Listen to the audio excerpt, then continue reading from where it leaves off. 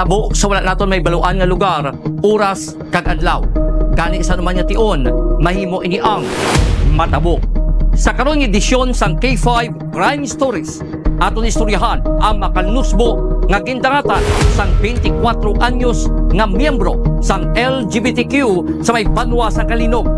Ginpatay ni tungod sa love triangle o kon sa katransaksyon sini.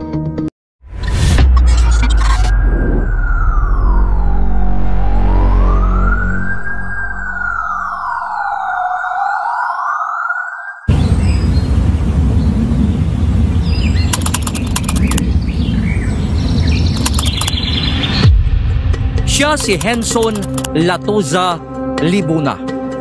Nagapangidaron sang 24 anyos.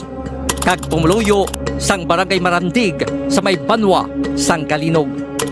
Number 1 SK Kagawad, kag third year college student sa West Visayas State University, Kalinog Campus. Puno sang handom sa iya kabuhi.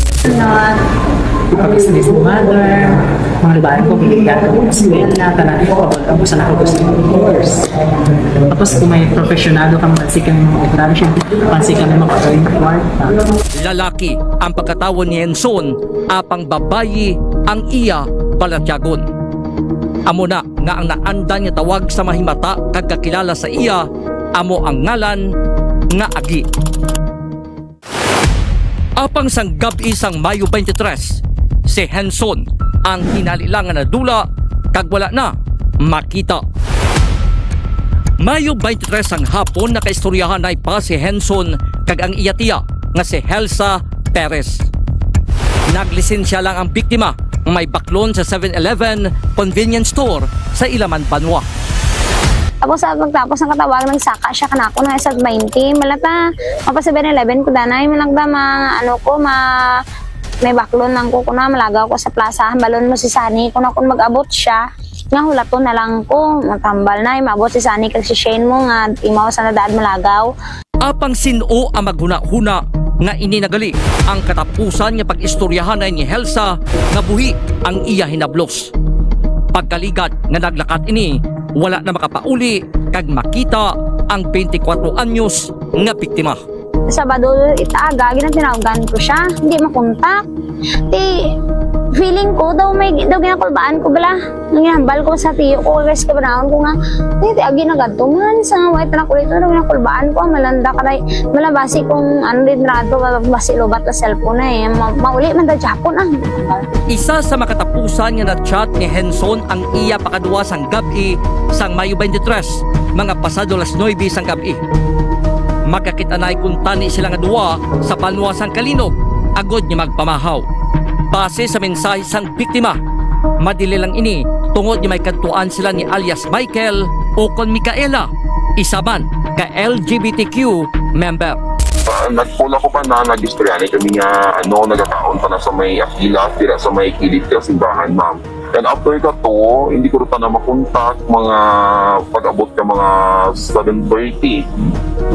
Then pero sa last na nga ginambal nga to nga basi may medyo dili ako ay may kagkuan pa balasan diyan ni Michael, ma'am. Pero ay kita ko bala ka ano yan ni sir ang si Michael niya, ma'am, that is bala daw best friend naman nga upod niya sa mga racket like mga ribbon, mga manicure na naman siya, ma'am. Halos nagulat ini sang 7 ka oras apang wala sang Henson nga nagpakita kag nagsabat sa iya maminsahe. Nalipasan na sang gabi, wala sa gyapon makapakita kag makapauli si Henson. Mayo 24 Sabado nga adlaw, diri na kag ginpangita ini sang iya mga himata. Nakalabot sila sa ibang mga banwa sa pagpangita apang wala sang Henson nga nagwa. Diri na kag nakabatyag sa kakulba ang mahimata nga mahimo may malain na nga natabo kay Henson. Karon dang nagkato ko to kay Michael, nangato ko to, pag-abot ko to kay Michael, sa patay de suga na ni Michael, siguro gapuway do tanay isaman na ano ko to ya kana nangatok. Tapos hambal ko na kaya gaamba ko dang dia Henson. Malaway tanataan man almost 1 month tanang ko na nga way tama kay maway ni Henson. Hambal na. Gin never mind ko ano ba ko. Nasa nga almost 1 month kun ko nga dang hambal na ikaw imaw na amot hambal ko. Tapos amon to naguli kami. Napag-abot ko sa balay, naghambal ako nga nakulbaan gid ako. Ang ila malain nga panagupnop ang nangin matuod. Makaligad ang 5 adlaw wala ini makita. Mayo 28 pasado alas 10 ang aga sa barangay Baryo sa Banwaman, San Kalinog. May nakitaan ang manugtapas ang tubo nga isa ka lalaki nga yat sa advanced state of decomposition o kon nagakaagnas na nga bangkay sang nasapuan sa kilid sang katubuhan sa sining maligwin nga lugar.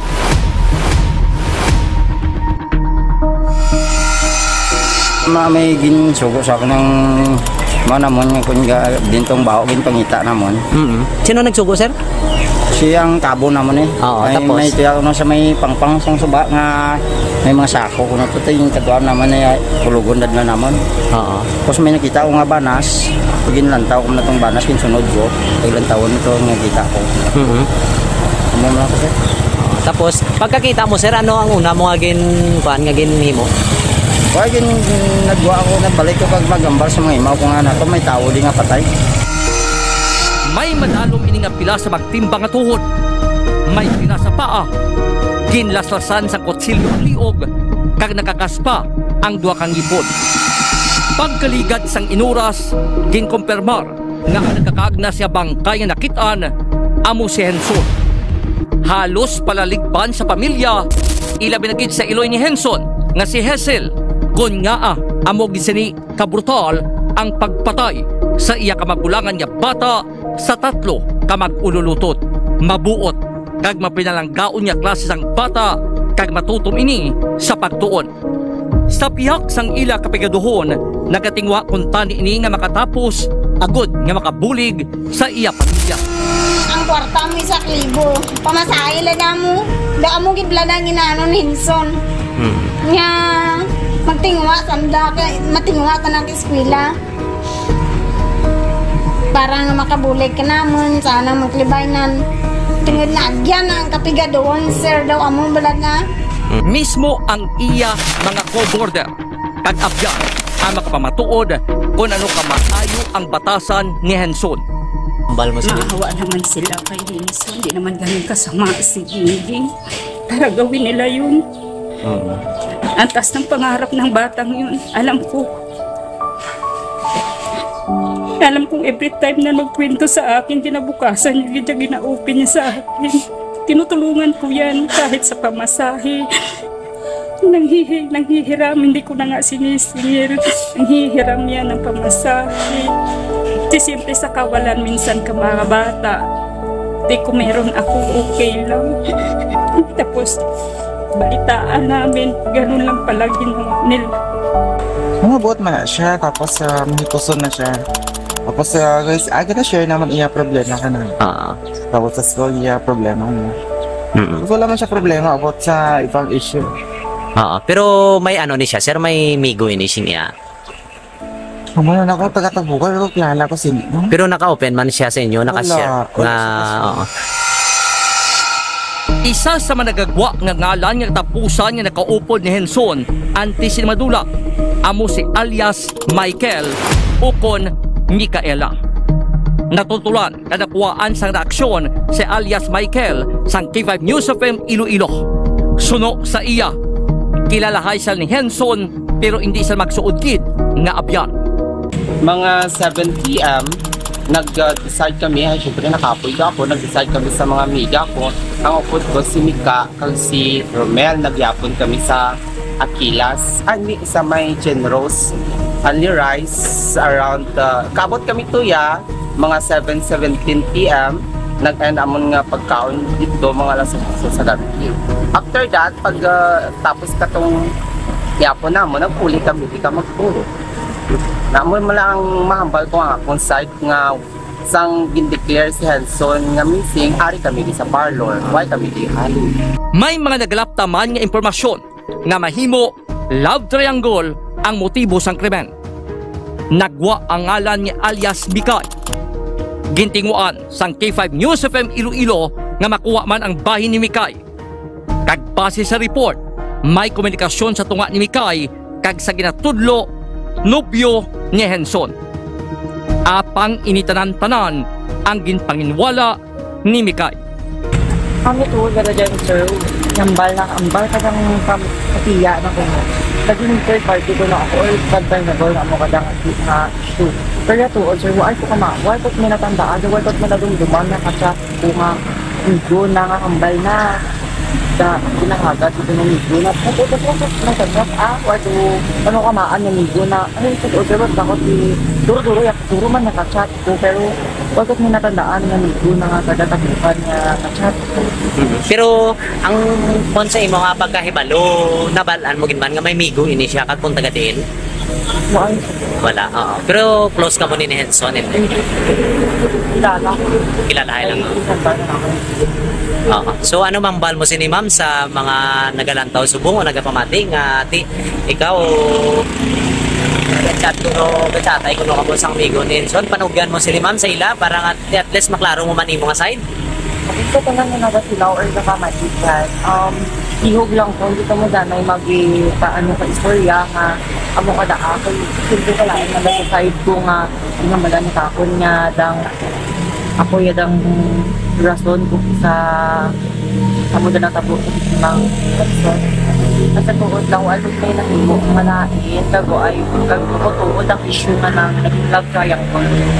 Amo lang, ihog lang, di magpaano ka chismis or what.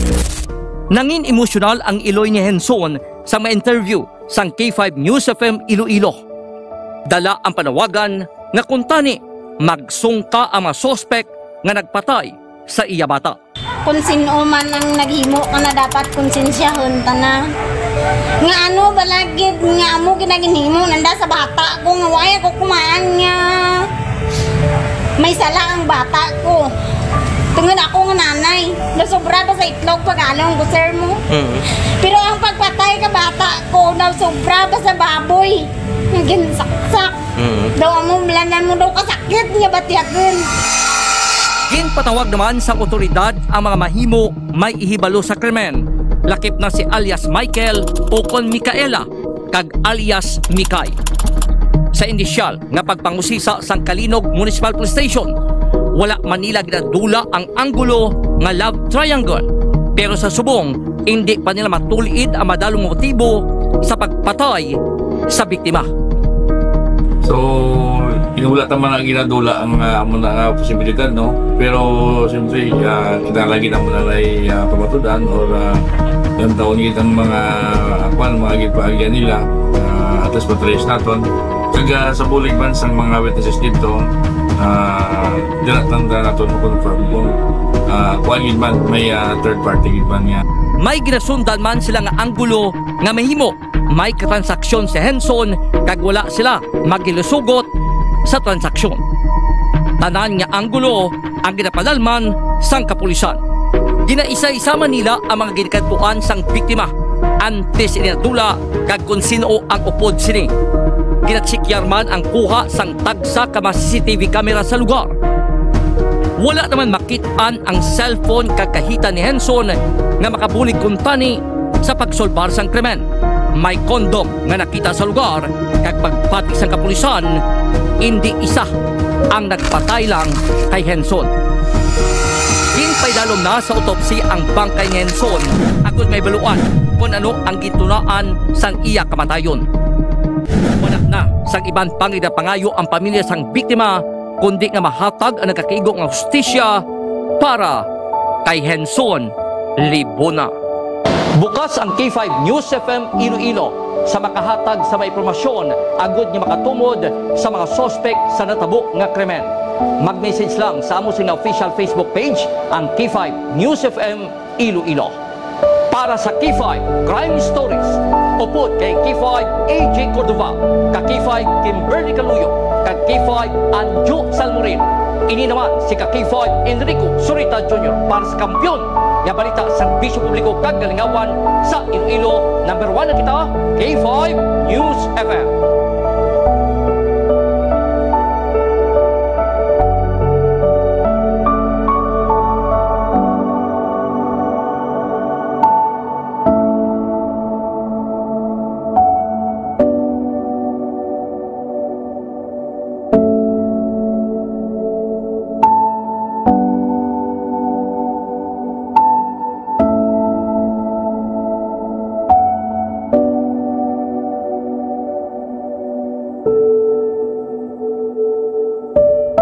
Ang krimen nagakatabo sa wala naton may baluan nga lugar, oras kag adlaw. Gani sa naman niya tion, mahimo ini ang matabo.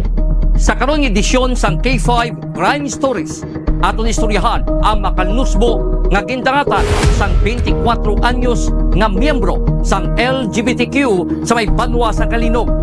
Ginpatay ni tungod sa love triangle o kon sa katransaksyon sini.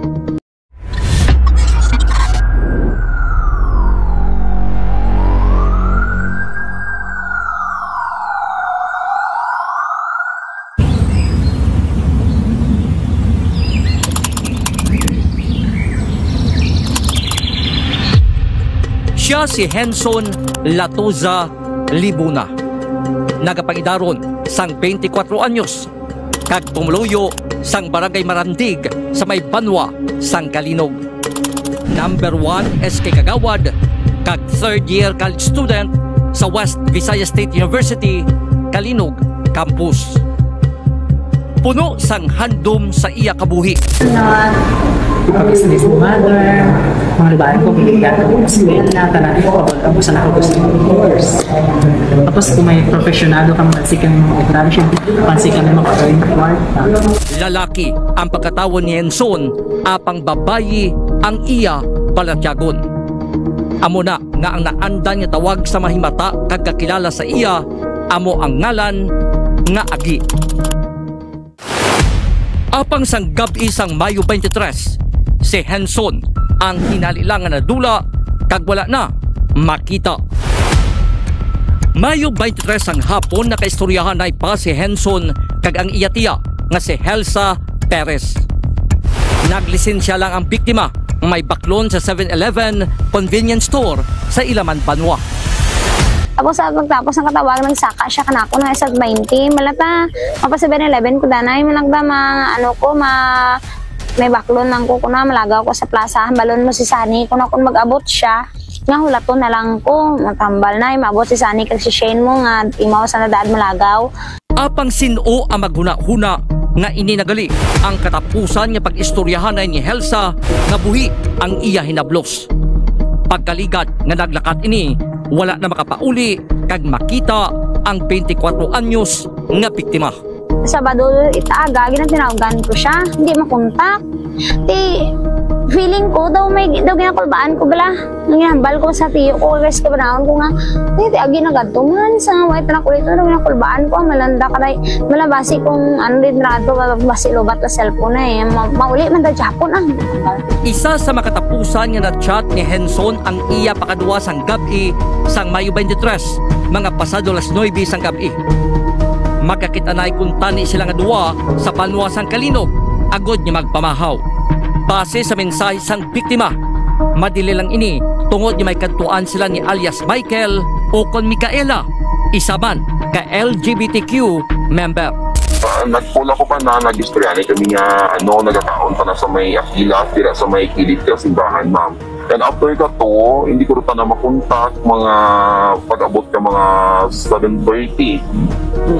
Then pero sa last na nga ginambal nga to nga basi may medyo dili ako hay may tagpuan pa balasan diyan ni Michael, ma'am. Pero ay kita ko bala ka yan ni sir ang tao ang si Michael nga ma'am, that is bala daw best friend naman nga upod niya sa mga racket like mga ribbon, mga manicure na naman siya. Halos nagulat ini sang 7 ka oras apang wala sang Henson nga nagpakita kag nagsabat sa iya mga mensahe. Nalipasan na sang gabi, wala sa gyapon makapakita kag makapauli si Henson. Mayo 24 Sabado nga adlaw, diri na kag pangita ini sang iya mga himata. Nakalabot sila sa ibang mga banwa sa pagpangita apang wala sang Henson nga nagwa. Diri na kag nakabatyag sa kakulba ang mga himata nga mahimo may malain na nga natabo kay Henson.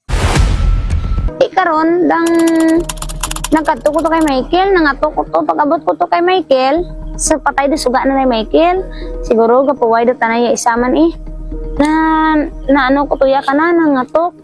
Tapos hambal ko na kaya gaan ba ko dang dia Henson.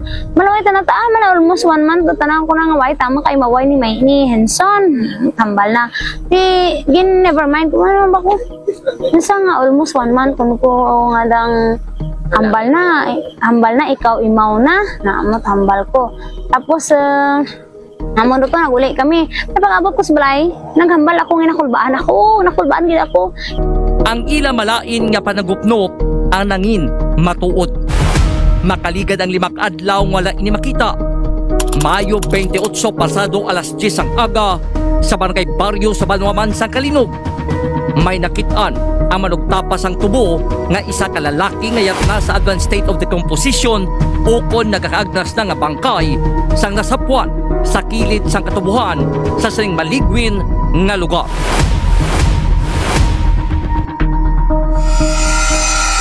May ginsugo sa ako ng manamon nga kung dintong bao ginpangita namon. Sino nagsugo, sir? Siyang kabo namon eh. Oo, ay, tapos? may tiyak no sa may pangpang sang suba nga may mga sako kuno to yung kaduan naman ay pulugon dad na namon. Oo. Tapos may nakita ko nga banas, ginlantaw ko na tong banas kinsunod ko. Ilang taon nito nga kita ko. Amo na ko sir. Tapos pagkakita mo, sir, ano ang una mo nga ginhimo? Kaya nagwa ako, nagbalik ko pag magambal sa mga imaw ko nga na to, may tao di nga patay. May madalom ini nga pila sa magtimbang nga tuhod. May pila sa paa. Ginlaslasan sa kutsilyo ang liog kag nakakaspa ang 2 kang ipod. Pagkaligad isang inuras, ginkumpirmar nga ang nagkakaagnas siya bangkay nga nakitaan amo si Henson. Halos palaligban sa pamilya, ilabi na gid sa iloy ni Henson nga si Hesel. Kun nga amo gisini kabrutal ang pagpatay sa iya kamagulangan nga bata sa 3 kamag-ululutot.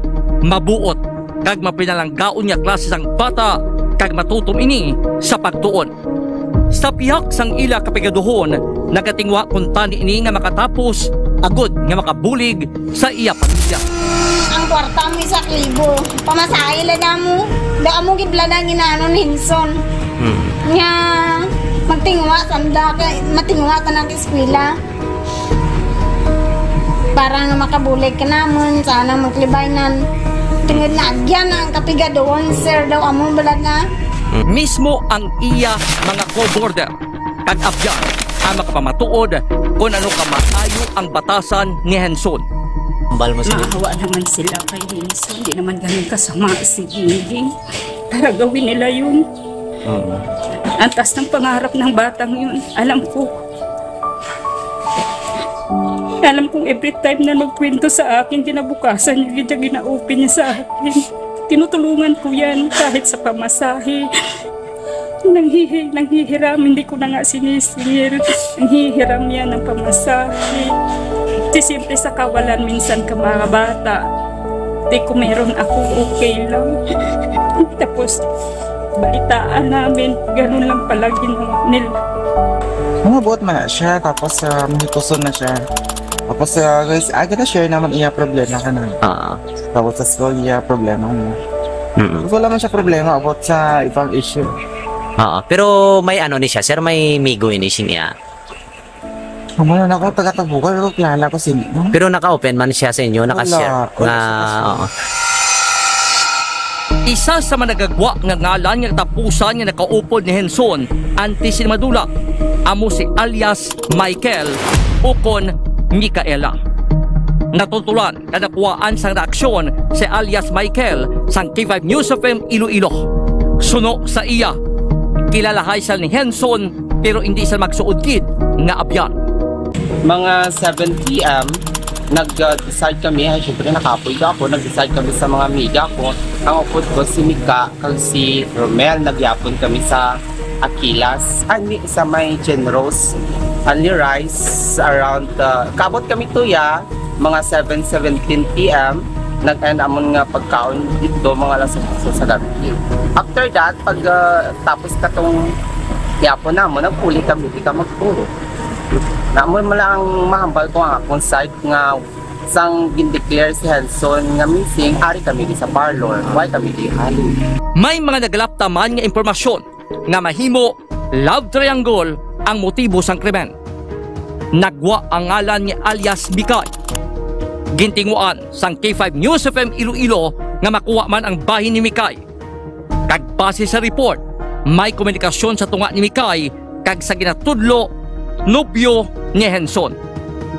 Apang initanan-tanan ang ginpanginwala ni Mikay. Kami to, gada dyan, sir. Yambal na ambal ka ng patiya na ko. Naging third party ko na ako or kadbay na doon ang mga kadang issue. Pero to, sir, why ko why ko minatandaan, why ko minadumduman na katsa ko nga medyo nangangambal na da ginahagad ito ng medyo na natagap why to ano kamaan ng medyo na ano ito, sir, wag ako duro-duro duro man nakachat ko pero wag ko minatandaan nga medyo na nga kadatakupan nga kachat. Pero ang kon sa imo nga pagkahibalo nabalaan mo ginman nga may migo ini siya kag kung taga diin. Wala, oo. Pero close ka mo ni Henson, hindi? Kilala lang. Oo. So ano mambal mo si ni ma'am sa mga nagalantaw subong o nagapamati nga ikaw gachatay ko no kamo sang migo ni Henson, panugyan mo si ni ma'am sa ila para at least maklaro mo man imo nga side? Ito ko lang yung nagasilaw or nakamatikan. Ihog lang ko, hindi ka mo danay paano ka istorya nga amo ka da ako. Hindi ka lang na sa side ko nga malan kakon nga dang ako yadang rason ko sa amo da natabo ng rason. At sa tuod lang, ano kayo nahimo ang malain, kago ay tuod ang issue nga ng love triangle.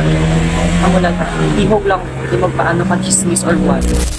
Nangin emosyonal ang iloy ni Henson sa mga interview sang K5 News FM Iloilo. Dala ang panawagan nga kuntani magsungka ang mga sospek nga nagpatay sa iya bata. Kung sino man ang naghimo ka na dapat konsensyahon ta na.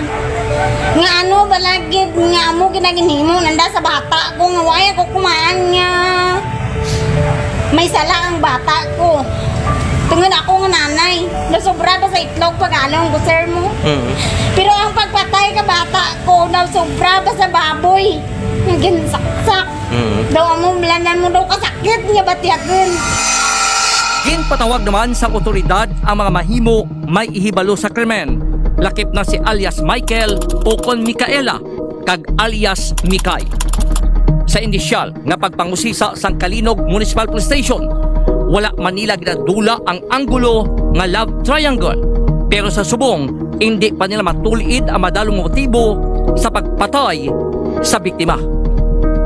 So, inulat naman ang ginadula ang muna posibilidad, no? Pero, siyempre, kinalagi na muna ay pamatudan or yung taon kitang mga gipahagyan nila at least matrace natin.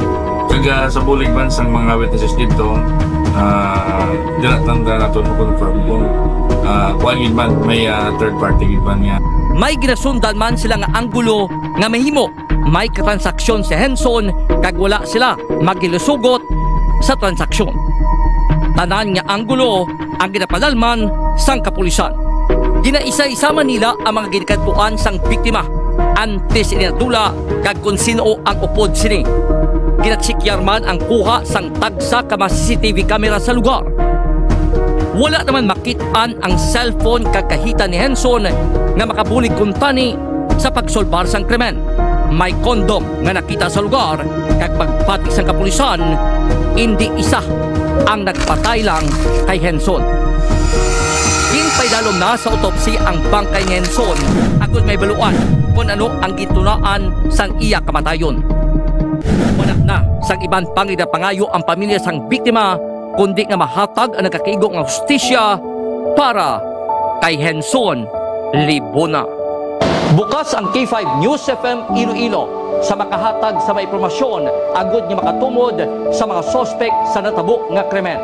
Mag-message lang sa amo sa official Facebook page ang K5 News FM Iloilo. Para sa K5 Crime Stories, upod kay K5 AJ Cordova, ka K5 Kimberly Caluyo, ka K5 Anjo Salmorin. Ini naman si ka K5 Enrico Surita Jr. para sa kampyon nga balita sa serbisyo publiko kag kalingawan sa Iloilo. Number 1 na kita, K5 News FM.